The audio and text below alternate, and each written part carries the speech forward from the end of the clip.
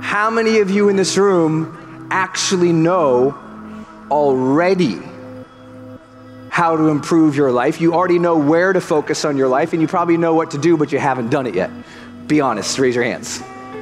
Okay, about half the room of truth tellers, and half the room, I'll just pretend you didn't hear the questions.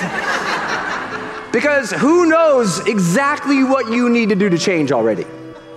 Right? People say, oh, I want to lose weight, Brendon. I don't know why. I haven't lost weight. I'll say, do you know how? Yes. Have you gone to the gym? So people know what to do, it's that they failed to do it.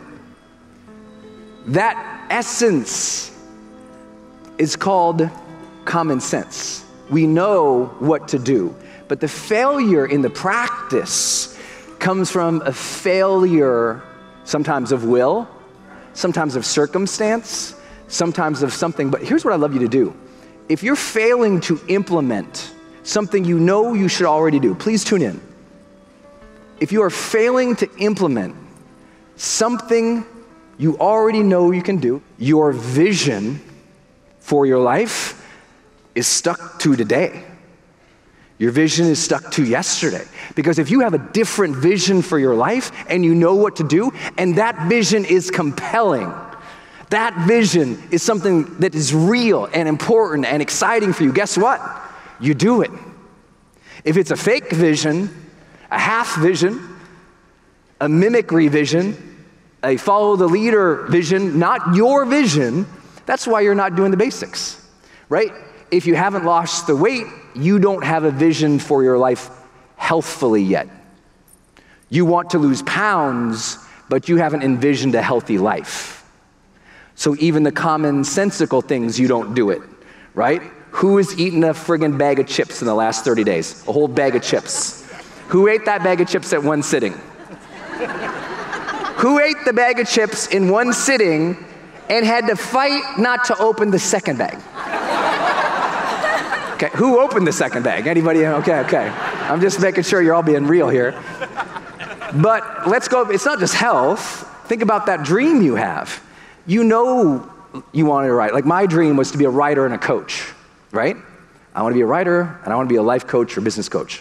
Okay, cool. That's what I wanted to do. Common sense says, Brendon, sit down and write every day. But I didn't see it yet.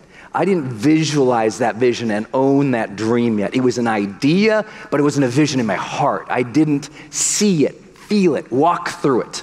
I remember I said, one day I'm going to be comfortable talking to people because this is not how I came out of the womb. I know for a very long time I was talking to people and speaking on a stage, especially one that big, no, thank you, ma'am. Not of an interest. And then I said, well, you know what? If I really want to make a difference in the world, I have to communicate better. I really have to get better at that. And so I would lay in bed every morning, and I would lay there and I would visualize myself, see a vision of my future on a stage.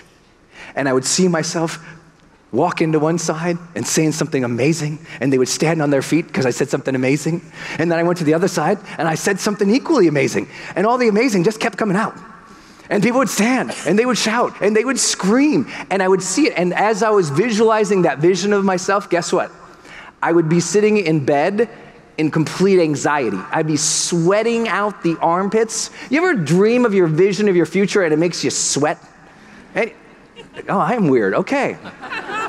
Are you all here? Say, I'm here. You've never seen a vision of your future and it kind of freaked you out? If you haven't, you're not dreaming big enough yet, babe. If something in the future doesn't scare the shit out of you, forgive my language, you haven't even started dreaming. If something in the future doesn't scare you, like, ooh, like, see, if I want to be a public speaker and I don't think of a stage that big and I don't sweat, I better think of a bigger stage until I start sweating, right? To allow that discomfort, that vision that's bigger, because that's sometimes, look, we'll talk about willpower, we'll talk about confidence, we'll talk about discipline, but I'm here to tell you a lot of the reason people don't take daily, real, practical, common sense efforts towards their dreams is they don't see the dream yet. They haven't laid awake and thought about it long enough. They thought, wouldn't that be nice? There's a difference between wouldn't that be nice and I own this dream. It is in my heart, it is in my legs, it is in my body. I feel it, I sense it, that's mine, let's go. You don't luck into that. You decide what you want and you see it and you visualize it and you step into it mentally, day after day after day. And people say, oh, well, Brendon, what if it doesn't come true? I'm like, oh, babe, it's highly likely it won't. But who taught you it was about the destination? Didn't we all learn it's about the journey? Turn to the person left, right, shake them, say, it's about the journey. It's about the journey. One of the reasons common practice isn't common practice is because it is so common. It's mundane efforts every day. Common practice. It's just same thing. It doesn't look like a lot, doesn't feel like a lot. It's little inches, steps forward, incremental advancement. It's not sexy.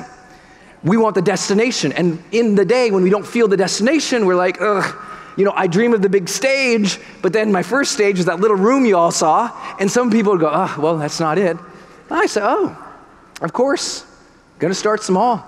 Keep trying, keep getting better, learn to talk to people, get out of my weird shell, like, you know, not be so awkward and just try to, you know, get many words out in a row. It wasn't like, oh, one day I'm gonna speak in front of, you know, this and that and arenas. That happened and I could see it and I forced myself to see it, but I would take the common everyday practices because the visions were mine. They were my dreams. Don't think one day you'll have a vision and become so strong. See a little bit of the vision and keep visualizing it. Keep visualizing it. Keep seeing it. Keep visualizing. Every morning for like 3 years, I would lay there and imagine myself talking better. Imagine myself on stage, working the stage, getting away from the podium, right? You don't see a podium. There's nothing up here. There's not a chair up here at all. I got 38 feet to work here, and then I got another mile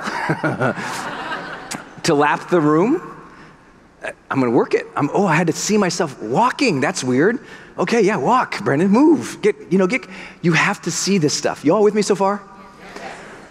Don't think the vision has to be complete. The vision has to be tapped every day.